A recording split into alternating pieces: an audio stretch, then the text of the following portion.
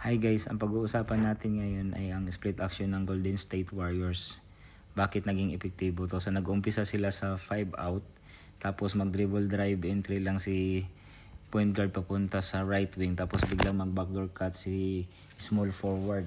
So kung open siya, he can pass it to the shooting forward for an open layup. If not, pupunta lang siya sa right wing, free throw line extended, tapos biglang mag-replace si shooting guard sa top of the key para sa ball reversal natin. So pagpasa nun, if he is open, he can take the shots. Okay? So kung naka-recover naman yung bantay, continuous lang tayo. Si center naman, biglang magka-cut sa left wing, tapos biglang magba-backdoor cut.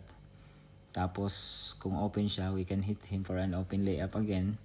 Then if not, okay, so si small forward naman, magre-replace kay center sa left wing free throw line extended, 3-point shot naman yan pag open. Now, pag nakadepensa naman yung bantay ni small forward, so dito na mag-umpisa ang split action natin. I-hit natin si center sa low block.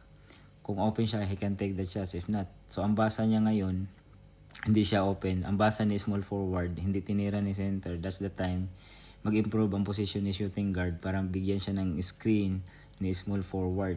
So mag-flash lang siya papunta sa left wing for an open 3-point shot. Okay? So open yan, libre yan. Magagamit yan sa mga dying seconds, pwede yan.